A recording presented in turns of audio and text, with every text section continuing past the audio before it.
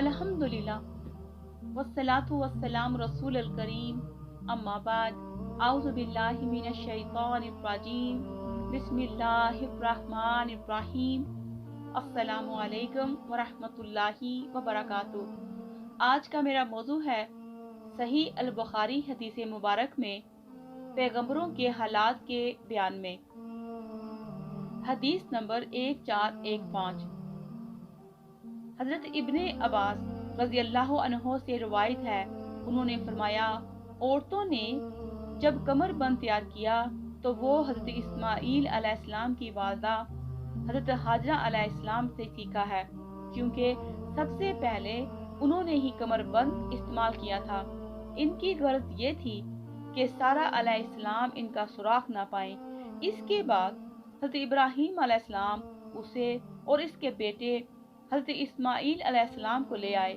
इस वक्त हजरत हाजरा अलैहिस्सलाम हजरत इस्माईल अलैहिस्सलाम को दूध पिलाती थी और इन दोनों को खाना काबा के पास एक बड़े दरख्त के नीचे चार जमजम पर मस्जिद हराम की जगह छोड़ दिया। इस वक्त मक्का में तो आदमी का नामो निशान न था और ना ही पानी मौजूद था। खैर, हजरत इब्राहीम अलैहिस्सलाम इन दोनों को वहां छोड़ गए। इनके करीब ही एक थैला खजूरों का और एक मशकीदा पानी का रख दिया। जब वहां से वापस हुए तो हजरत इस्माईल अलैहिस्सलाम की वालदा आपके पीछे रवाना हुई और कहने लगी, ए इब्राहीम अलैहिस्सलाम, तुम कहाँ जा रहे हो? हमें एक ऐसे जंगल में छोड़कर जा रहे हो जहाँ आदमी का पता तक नहीं और ना ही कोई चीज मिलती है। उन्होंने कई बार पुकार पुकार कर ये कहा, मगर हजरत इब्राहीम अलैहिस्सलाम ने इनकी तरफ देखा तक नहीं।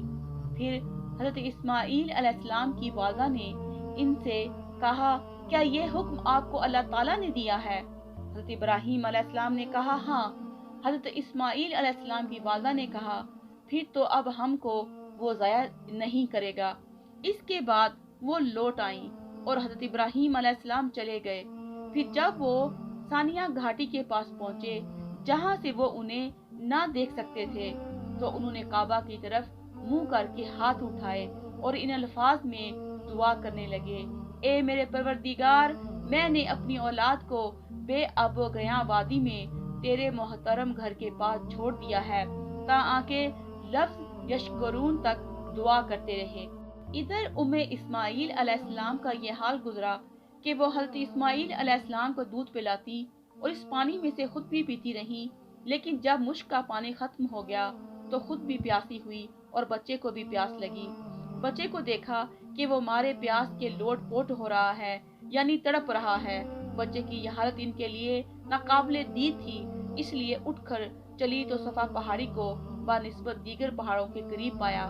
वो इस पर खड़ी होकर वादी की तरफ देखने लगी ताकि वो किसी को देखे, लेकिन उसे वहाँ कोई नजर न आया।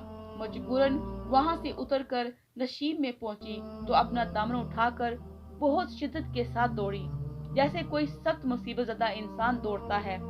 फिर नशीब से गुजरकर मरवा पहाड़ी पर चढ़ी और इस पर खड़े होकर देखा कि कोई आदमी नजर आ जाए, लेकिन वहाँ भी कोई आदमी नजर न आया। फिर उन्होंने इस तरह 7 चक्कर लगाए। हजरत इब्ने अब्बास रज़ियल्लाहु अन्हुमा ने कहा कि रसूलुल्लाह सल्लल्लाहु अलैहि वसल्लम ने फरमाया, लोग इसलिए सफा मरवा के दरमियान सही करते हैं। फिर इसी तरह जब 7वीं मर्तबा मरवा पर पहुंची तो उन्होंने एक आवाज सुनी, खुद ब खुद कहने लगी, खामोश। फिर उन्होंने खूब कान लगाकर सुना तो एक आवाज सुनाई दी। इसके बाद कहने लगी, तूने आवाज तो सुना दी, लेकिन क्या तू हमारी फरियाद रसी कर सकता है? फिर अचानक उन्होंने जमजम की ए जगह एक फरिश्ता देखा जिसने अपनी एड़ी या पर से जमीन खोदी। फौरन वहां से पानी निकलकर बहने लगा। वो फिर इसके गिर्द मंडेर बनाकर उसे हौज की शक्ल देने लगी और पानी के चुल्लू भर भर कर अपनी मुश्क में डालने लगी, मगर इनके चुल्लू भरने के बाद पानी का चश्मा जोश मारने लगा। हज़रत इब्ने अब्बास रज़ियल्लाहु अन्हुमा कहते हैं कि रसूलुल्लाह सल्लल्लाहु अलैहि वसल्लम ने फरमाया, अल्लाह ताला हज़रत इस्माईल अलैहिस्सलाम की वालदा पर रहम फरमाए, अगर वो जमजम को इसके हाल पर छोड़ देती या ये फरमाया कि वह पानी का चल्लू ना भरती تو زمزم سطح زمین پر ایک بہنے والا چشمہ رہتا۔ راوی کہتے ہیں کہ پھر حاجرہ نے پانی پیا اور اپنے بچے کو دودھ پلایا۔ اس کے بعد فرشتے نے ان سے کہا، تم ہلاکت کا خوف نہ کرو، یہاں اللہ کا گھر ہے جس کو یہ بچہ اور اس کا والد بنائیں گے، اور اللہ تعالیٰ اپنے آدمیوں کو ضائع نہیں کرے گا۔ اس وقت کعبہ کا یہ حال تھا کہ وہ ایک ٹیلے کی طرح سطح زمین سے اونچا تھا۔ جب سیلاب آتے تو اس کے دائیں بائیں جانب کٹ جاتے تھے۔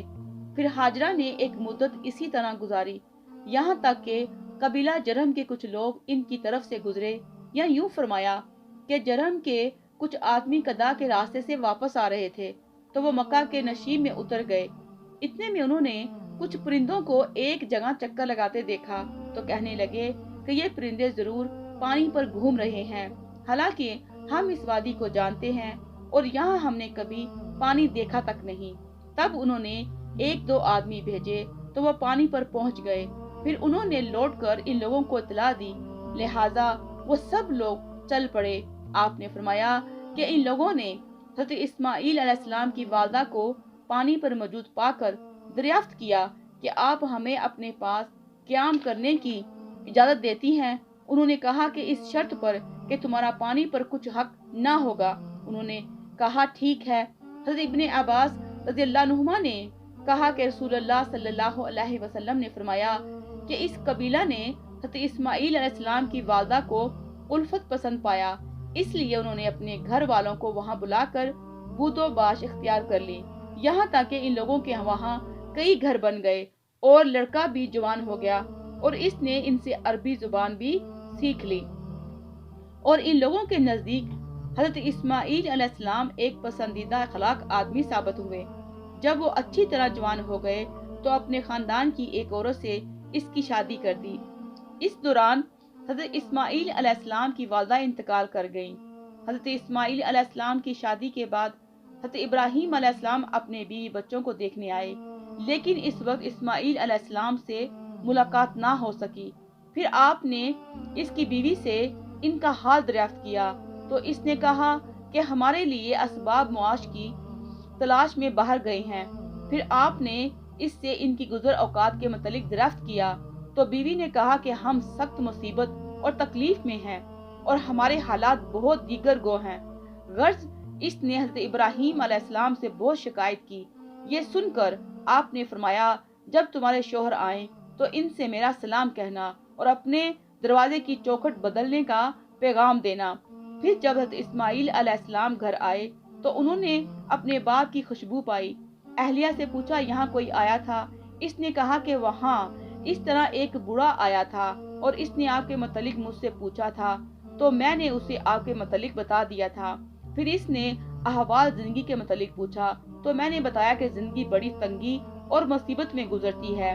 پھر حضرت اسماعیل علیہ السلام نے پوچھا کہ پھر اس نے تمہیں کیا وصیت فرمائی؟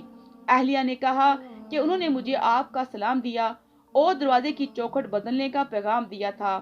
اس پر حضرت اسماعیل علیہ السلام نے کہا کہ وہ میرے والد محترم تھے اور انہوں نے مجھے حکم دیا ہے کہ میں تم سے علیحدگی اختیار کر لوں، لہٰذا تم اپنے گھر والوں کے پاس چلی جاؤ۔ الغرض حضرت اسماعیل علیہ السلام نے اسے طلاق دے کر ان میں سے ہی ایک دوسری عورت سے نکاح کر لیا۔ پھر اللہ کو جتنے دن منظور تھا حضرت ابراہیم علیہ السلام اپنے ملک میں ٹھہرے۔ اس کے بعد دوبارہ تشریف لائے، لیکن مکان پر انہیں پھر نہ پایا تو ان کی بیوی کے پاس گئے اور پوچھا کہ حضرت اسماعیل علیہ السلام کہاں ہیں؟ اس نے کہا کہ ہمارے لیے معاش کی تلاش میں باہر نکلے ہیں۔ حضرت ابراہیم علیہ السلام نے دریافت کیا کہ تمہاری گزر اوقات کیسی ہوتی ہے اور دیگر حالات کے متعلق بھی دریافت کیا تو اس نے کہا اللہ کا شکر ہے کہ ہم اچھی حالت اور کشادگی میں ہیں۔ حضرت ابراہیم علیہ السلام نے پوچھا کہ تم کیا کھاتے ہو؟ اس نے کہا گوشت۔ پھر پوچھا کہ تم کیا پیتے ہو؟ اس نے کہا پانی۔ پھر حضرت ابراہیم علیہ السلام نے ان کے لیے دعا کی کہ اللہ ان کے گوشت اور پانی میں برکت عطا فرما۔ اور رسول اللہ صلی اللہ علیہ وسلم نے فرمایا، اس وقت وہاں غلہ نہ ہوتا تھا، اگر غلہ ہوتا تو اس میں بھی ان کے لیے دعا کرتے۔ اور آپ نے فرمایا کہ اہل مکہ کے علاوہ جو شخص بھی ان دو چیزوں پر مداومت کرے گا اسے یہ چیزیں موافق نہ آئیں گی۔ حضرت ابراہیم علیہ السلام نے فرمایا کہ جب تمہارے شوہر آ جائیں تو اسے میرا سلام کہہ دینا اور کہنا کہ اپنے دروازے کی چوکھٹ کو باقی رکھے۔ پھر جب حضرت اسماعیل علیہ السلام آئے تو انہوں نے دریافت کیا کہ تمہارے پاس کوئی آیا تھا؟ انہوں نے کہا ایک بڑے شخص خوش و واضح ہمارے پاس آئے تھے اور اس نے ان کی تعریف کرتے ہوئے بتایا کہ انہوں نے مجھ سے تمہاری بابت پوچھا تھا۔ میں نے بتلا دیا کہ وہ فلاں کام گئے ہیں۔ پھر اس نے ہماری بسر و اوقات کے متعلق پوچھا تو میں نے کہہ دیا کہ ہم اچھی حالت میں ہیں۔ حضرت اسماعیل علیہ السلام نے ان سے پوچھا کہ انہوں نے تمہیں کسی بات کی وصیت کی تھی؟ بیوی نے کہا ہاں، انہوں نے تمہیں سلام اور اپنے دروازے کی چوکھٹ قائم رکھنے کا پیغام دیا تھا۔ حضرت اسماعیل علیہ السلام نے کہا وہ میرے والد محترم تھے اور چوکھٹ تم ہو، انہوں نے مجھے حکم دیا ہے کہ میں تمہیں اپنے پاس رکھوں۔ پھر حضرت ابراہیم علیہ السلام جس قدر اللہ نے چاہا ان سے غائب رہے۔ اس کے بعد پھر تشریف لائے اور اس وقت حضرت اسماعیل علیہ السلام زمزم کے پاس ایک بڑے درخت کے نیچے بیٹھے اپنے تیر درست کر رہے تھے۔ تو جب حضرت اسماعیل علیہ السلام نے حضرت ابراہیم علیہ السلام کو دیکھا تو تعظیم کے لیے اٹھ کھڑے ہوئے۔ پھر دونوں نے وہی کچھ کیا جو باپ بیٹے کے ساتھ اور بیٹا اپنے باپ کے ساتھ کرتا ہے۔ پھر حضرت ابراہیم علیہ السلام نے کہا اے اسماعیل علیہ السلام، اللہ نے مجھے ایک کام کرنے کا حکم دیا ہے۔ انہوں نے عرض کیا کہ جو کچھ آپ کے پروردگار نے حکم دیا ہے اسے ضرور کریں۔ حضرت ابراہیم علیہ السلام نے فرمایا تم میری مدد کرو گے؟ انہوں نے عرض کیا ہاں، میں آپ کی مدد کروں گا۔ حضرت ابراہیم علیہ السلام نے فرمایا کہ مجھے اللہ نے حکم دیا ہے کہ یہاں گھر بناؤں، اور انہوں نے ایک ٹیلے کی طرف اشارہ فرمایا جو اپنے آس پاس کی چیزوں سے قدرے بڑا اونچا تھا۔ رسول اللہ صلی اللہ علیہ وسلم نے فرمایا اس وقت ان دونوں نے بیت اللہ کی بنیادیں اونچی کی۔ حضرت اسماعیل علیہ السلام تو پتھر لاتے اور حضرت ابراہیم علیہ السلام تعمیر کرتے تھے، یہاں تک کہ جب دیواریں اونچی ہو گئیں تو حضرت اسماعیل علیہ السلام یہ پتھر جسے مقام ابراہیم کہا جاتا ہے لائے اور اسے ان کے لیے رکھ دیا۔ چنانچہ حضرت ابراہیم علیہ السلام اس پر کھڑے ہو کر تعمیر کرنے لگے اور حضرت اسماعیل علیہ السلام انہیں پتھر دیتے تھے۔ وہ دونوں یہ کہتے جاتے تھے اے ہمارے پروردگار، تم ہم سے اس خدمت کو قبول فرما، یقیناً تو سننے والا اور جاننے والا ہے۔ فوائد: اس حدیث سے معلوم ہوتا ہے کہ باپ بیٹے کے درمیان کس قدر الفت اور ہم آہنگی تھی، اور باپ کی خیرخواہی اور بیٹے کی رحمت شناسی دونوں ہی بے مثال ہیں۔ والسلام علیکم ورحمۃ اللہ وبرکاتہ۔